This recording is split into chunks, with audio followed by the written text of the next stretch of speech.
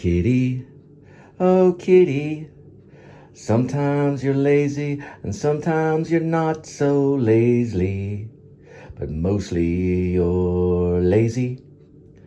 Kitty, oh kitty, sometimes you're lazy and sometimes you're not so lazy, but mostly you're lazy.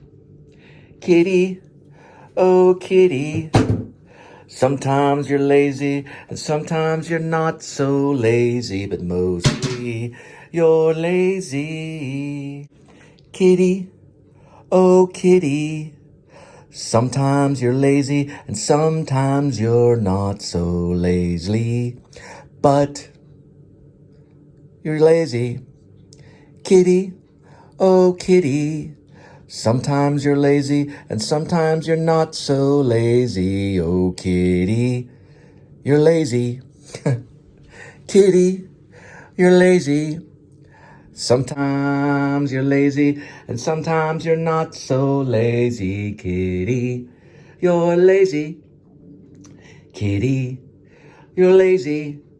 Sometimes you're lazy and sometimes you're not so lazy. Kitty, you're lazy. Sometimes you're lazy and sometimes you're not so lazy. Kitty, you're lazy. But sometimes you're not so lazy. Kitty, you're lazy. Sometimes you're lazy and sometimes not so lazy. Kitty, you're lazy.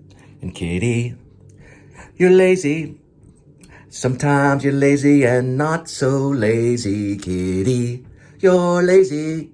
Kitty, you're lazy. Sometimes lazy and sometimes not so lazy. Kitty, you're lazy. Sometimes lazy, sometimes not lazy. Kitty, you're lazy. Sometimes you're lazy and not so lazy. Kitty, you're lazy. And kitty, you're lazy. Sometimes not so lazy and sometimes lazy. Kitty, you're lazy. Sometimes lazy, sometimes not lazy. Kitty, you're lazy. Sometimes lazy and not so lazy. Kitty, you're lazy. Sometimes you're lazy and not so lazy. Kitty, you're lazy. Sometimes you're lazy and not so lazy. Kitty, hey, don't do that, fighter. Kitty, oh kitty, sometimes you're lazy, not so lazy, lazy. Kitty, sometimes you're lazy, not so lazy, lazy. Kitty, sometimes you're lazy, not so lazy. Kitty, oh kitty, where'd he go anyway? Figured it out, kitty. Kitty, oh kitty, sometimes you're lazy, not so lazy, lazy.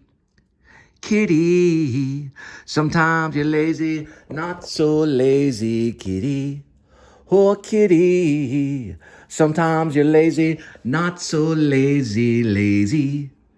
Kitty, sometimes you're lazy, not so lazy, lazy. Kitty, sometimes you're lazy, not so lazy, lazy. Kitty, that's it right there. All right, so I got the agenda on the note card today for Escape from Maine, the screenplay. This is a new scene. It'll be working on like page 75. And we're going back to the tunnel. Where Jonah's in the tunnel digging, there's going to be a gas lamp above and the sound of the Vietnam War.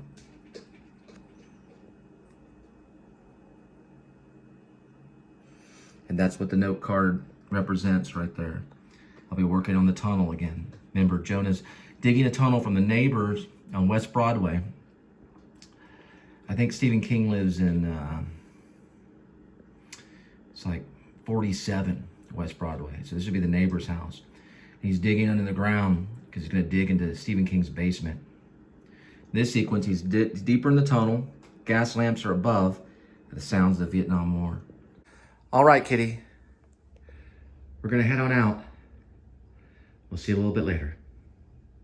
It's okay, kitty. It's okay. We'll see you in a little bit, okay?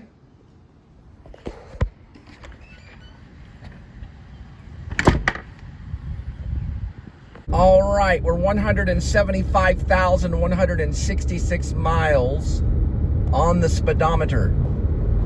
71 degrees Fahrenheit.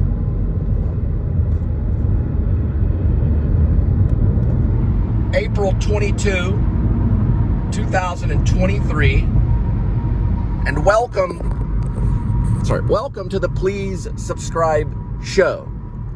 I'm Cole Spivey, the host. I guess I'd be the host of the show. And it's also a vlog. Some maybe say vlog. My generation, we like to say show. We'll figure it out eventually. I don't know what to call it, kind of like Scott on tape. But I will tell you some things that I did. And we're going to look at traffic. April 22nd, 2023, traffic at about 3:42 p.m. All right, so what I did with my YouTube is I refined some of my subscriptions. So I've subscribed to so much stuff. I'll see something, I'll just hit subscribe like really quick. So I'm kind of refining it so that it's more limited on what I want to watch, because they'll feed me stuff, you know. And then maybe if I get bored and I want to go back and watch you guys, then I will. But I'm still watching Grim Life Collective and Scott on Tape. I think Scott on Tape's channel is like one of my favorites when I really think of it. He seems like he has a lot of purpose. And I'm looking for more purposeful stuff. I like Walt Disney World, I like back roads, and I like art, and I think it's a lot of fun. But I also like purpose. And I'm trying to lose weight. So a lot of the vloggers that eat and stuff like that, I decided to kind of like be picky on like what they're eating. So like, because if someone eats a hot dog in front of you, you're like, yeah, hot dog. Or if someone eats like a, I don't know, like a cheeseburger, then you're like, okay, yeah, cheeseburger looks like a really good thing right now, you know? So I kind of like went, okay, all the cheeseburger eaters, things like that, I'm gonna save for later because I'm trying to lose weight. So I'm subscribing to more kind of like healthy stuff, or maybe someone that just talks and they don't really eat a whole lot. Watch out for the Dutch angle, it's very slow. You couldn't even really tell. This is a Dutch angle. That's a Dutch angle. Anyway, and plus, some of the really good ones, I followed them to a certain extent. I learned what I needed to learn. It's like being in a band, and then I moved on, you know? I'm not gonna mention any names. So I filtered out some of the subscribers. Linda has left. She went to Houston. That's really much all I have to say about that. I was married from 2013 to Angel Curry, who is Angel Spivey, and I was married to Angel from 2013 to 19 of March 9th, and then she left with the kids, and haven't seen the kids for 4 years now. It's been 4 years. My kids are David, Elizabeth, and Gwendolyn. David born first, Elizabeth second born, and Gwendolyn the third. I have a boy and 2 daughters. David's about 9, probably going on 9 now. He was born in 2014, so 15, 16, 17, 18, 19, 20, 21, 22, 23. He's 8 years old. He's going on 9. He'll turn 9 this summer. And then that means that Elizabeth will turn 8 this summer. And they'll share the same birthday for about a month in July, the middle of July. They're Irish twins. That means that we conceived right after David was born. About 2 months later, Angel was pregnant again. So that means they're Irish twins. They'll share the same birthday for about a month, the same number. Irish twins is slang for siblings born close together. They are siblings born less than 365 days apart from each other. The same age of the birthday for about a month. And I might go to more parenting stuff. There was Tim Tracker, but I kind of got the Walt Disney stuff, you know. There's only, look, I like Walt Disney World, but there's only so much Walt Disney World you can take, you know. I mean, it's like, let's leave Walt Disney World behind. There's, you know, I don't know. It's just my kind of thing. We don't have a Walt Disney World in Texas. We have a Six Flags over Texas. But if we get one, I'll probably end up there.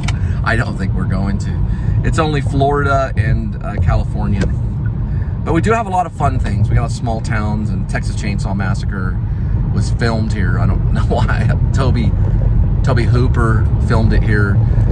I guess because it's maybe a desolate place in Paris, Texas. I did write a horror film a while back called Grace. It's a werewolf one that I'm going to give to Grim Life Collective in October. I gotta polish it up a little bit and then print it out. It's definitely entertaining. And then I'm working on a new screenplay called Escape from Maine. I'm on page like 75 or so. I'll be working on that today during the run. Now, Cole Spivey, I'm Cole Spivey, so I drop food at your doorstep for pretty much a living, okay? So I budget like extremely well. I was also a banker for 4 years. I worked for First Convenience Bank, that's First National Bank. It's also Fort Hood Bank, it's a military bank as well. They have contracts with the military. I worked for 4 years, and for 3 years, I was never once out of balance. Not a single penny. I was always accountable for every penny for 3 years. I think the first year I was like $15 or something like that. They were still impressed. They're like, wow, the whole year, only $15 or something like that. They call it an outage. But for my last 3 years, never a penny. And it kind of got on the nerves a little bit. Like, Cole, he can't be out of balance, you know? But I got awards for it. They gave me awards. And I was also a salesman, which I need to do some selling today on the show. So I probably came up to you and I said, hey, I'd like to show you my YouTube show. Go to this please subscribe show. Hit the button right here. I'm Cole Spivey, blah, blah, blah. And you were like, wow, okay, I'll check it out. Anyway, I do movie reviews too. I was once I'm big fans of Adam the Woo and Jordan the Lion. But I now am trying to develop my own style and my own show. And developing show, you learn from other people, and then you go, okay, I'm going to develop my own show. Now, some history on my performance is I've been an actor for 30 years. I started off here in Texas at Pascal High School, moved on to Texas Wesleyan, where I majored in acting and the theater department, where I played Stanley Kowalski in Streetcar Named Desire and won an award. And I got invited to go to the Kennedy Center, that was in Washington, D.C., to perform there. But I went crazy and had to take 2 weeks off. Then I got better and I moved over to UNT in Denton, and I was almost a dance major. But I kept on being a theater major and continued acting there, where I flourished in Shakespeare and worked with a lady named Margie Hayes that worked with Grotowski, who tried to talk me out of acting and wanted me to go into directing because of a slight lateral lisp. Guy over here. I would never talk anybody out of anything. But anyway. But she did work with me with acting, and she did cast me in a Shakespeare play. I played Duke Frederick and Sir Oliver Martext in the play As You Like It. We flew all the way to Czech Republic, and we performed it there at the CAMEO Festival in Czech Republic in Brno. I use vowels and the good consonants that I can hit. I use what God gives me as well as I can to make it clear. We did well there. We got a write-up. The Russians were critical of us. The Chinese said things about us. It was a worldwide event. The CAMEO Festival is a global event. They all go to Brno, Czech Republic, to do theater. We were the only ones in America. We were invited from North Texas and Denton, and we flew there. And we did As You Like It and everything like that for the festival. They were critical because we were traditional. Now, I came back, and I had a job teaching at Trinity Valley. It's a high school right over here, but I wasn't able to accept that job. And eventually, after I graduated with a theater arts degree, I drove off to Hollywood. True story. And I arrived at Long Beach, Paradise Gardens, North Atlantic. The North Atlantic, I think it's an avenue or something like that. It's a road, but it's in Long Beach, California. I lived in Paradise Gardens for almost a year, for about 9 months, where I got cast as an extra to be in The Majestic, a Jim Carrey movie. I was a background artist.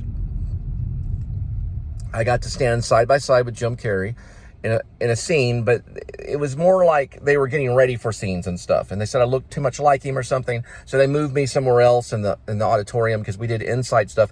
And I want to say it was in the Chinese main theater, or what's known as the TLC theater, or the TCL. I always get it mixed up. I think it's a TLC theater, but everyone calls it the Chinese theater. I think we did it there, but they must have masked it because it did not look like the Chinese theater the night that we did it. But it was Jim Carrey starring role in The Majestic. Martha Landau was there. I was trained by Diane Salinger, who was Simone in Pee Wee Herman's Big Adventure. She was my acting coach in Hollywood, Melrose, and off of, mostly off of Mulholland Drive, where Tom Noble was her kind of friend. They may have been married, but they were like close to, they hung out. And Tom Noble's house was on Mulholland Drive, and we learned acting there. And Diane taught us. She studied under Stella Adler. Stella Adler is a teacher in New York City a long time ago. She trained Marlon Brando. Stella Adler, not Diane Salinger. I hope not. Diane would have been very young.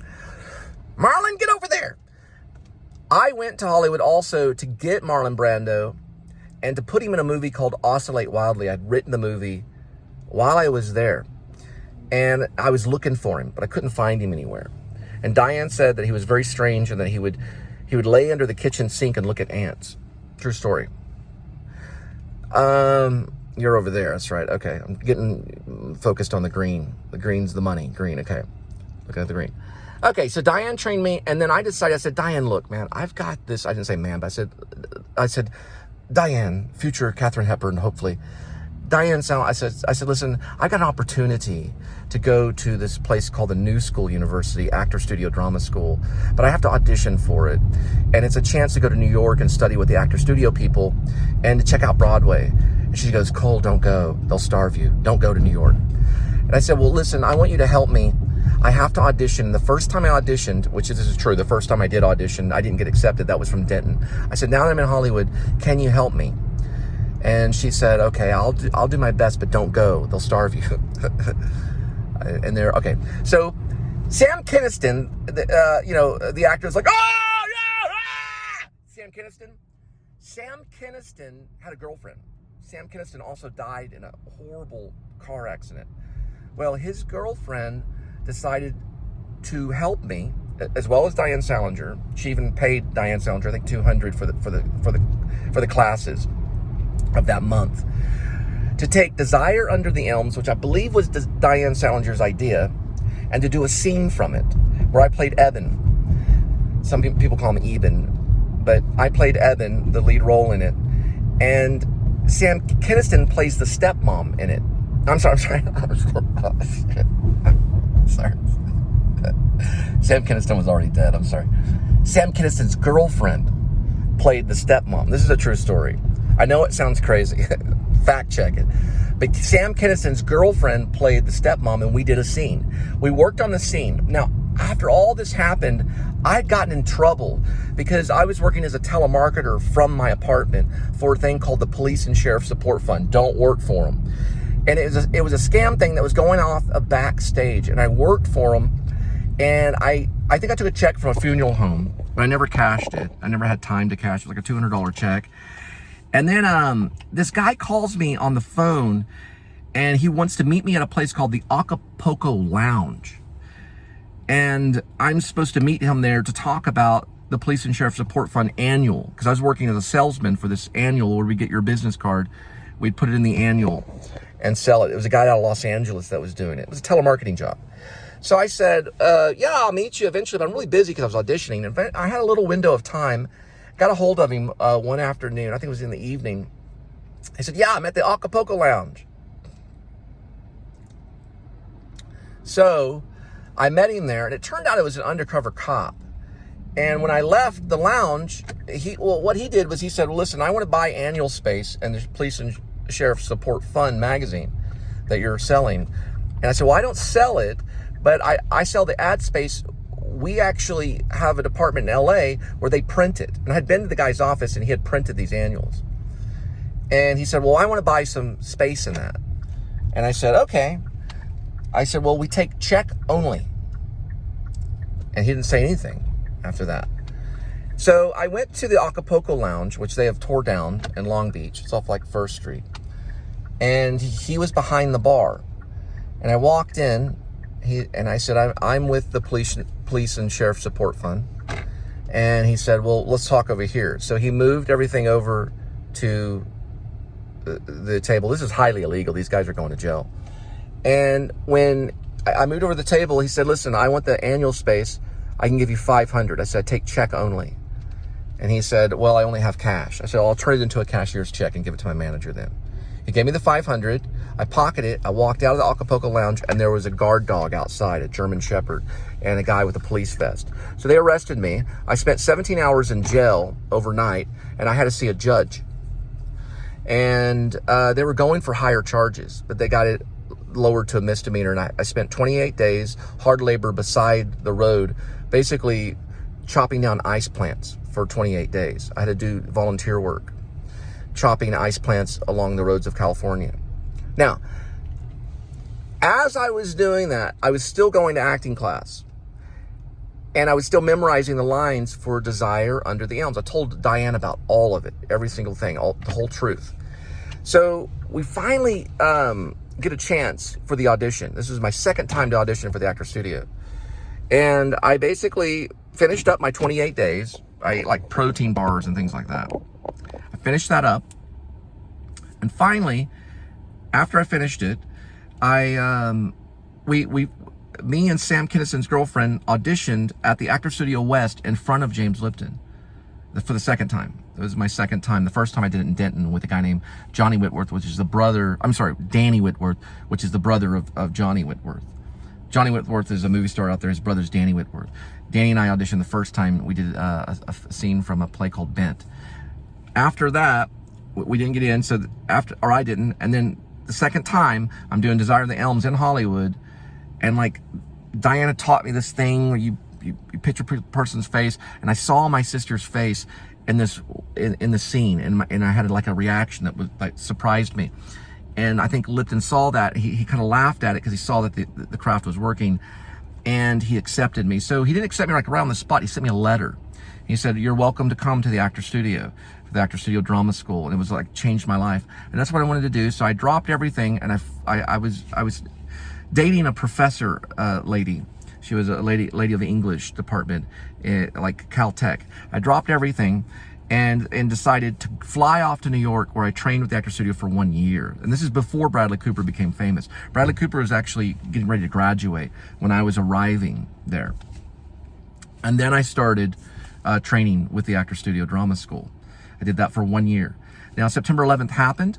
So after September 11th happened, I stayed there for 9 months and then left in May, where I returned back to Texas and began writing. And I do songwriting. I've written some books. I do short story writing, and I've written several screenplays and plays and poetry. And I'm continuing even writing today. Now, eventually, way later, about 2010, I started getting on YouTube and looking around and started posting stuff, just, like B-roll, like footage, just things, and maybe like a monologue or something. And then I started posting old stuff from VHS tapes that I've had when I first started acting. And that started going on my channel as well. Stuff from like Sham Shepherd, where we have a scene, I believe it's called True West, Act 1, Scene 1, by Sam Shepherd. And it's me and a playwright named Rob Vasquez who act in it. So my history in theater and in stage and stuff is pretty long. It's at least like a 10-year of nonstop doing theater, sometimes doing 3 shows a week or 4 or 5 shows. No, we have done that. We've done like 2 or 3 shows like at the same time, where we do one show and then drive across town and do another show. But we would do like 4 or 5 shows a year. And then we would do like community theater. I've worked with Stage West, helping them. But I have worked on the stage of Hip Pocket Theater. I've worked on the stage of Artist El Rosa. I've worked with Circle Theater, which is around town. And I've worked with, there was Runway Theater and then Grapevine Rep. I've worked with some theaters that are no longer around anymore. Hip Pocket was the one I kind of interned in a way, where I was going in college and doing roles on stage as well. So I have a history in theater and things like that. And then I got into vlogging deeply about 3 years ago when I met Linda, and we decided to start the Please Subscribe show, which is basically like a YouTube vlog. And I learned some of that from Adam the Woo, Jordan the Lion, and just watching their stuff on YouTube and coming up with my own ideas. So that's kind of the history in like a nutshell of who I am and what I do. I'm big fans of people like Alec Baldwin, Robert De Niro, Al Pacino. I like Harvey Keitel. I'm a big Harvey Keitel fan. I think one time I called him a slob. I was trying to make a point about how Marlon Brando was perceived as kind of like a slob. You know, it's not good to call someone a slob, so I apologize. I didn't mean to call him that. I think one character that he played was kind of like a slob. But he's probably a really refined, intelligent person in real life. We don't know how these people are. We just know their characters. But these are some things that happen to me. And sometimes people get in trouble. And sometimes it's because of jealousy of society. Sometimes I see the actors having everything. In a way, they kind of do because they have their imaginations.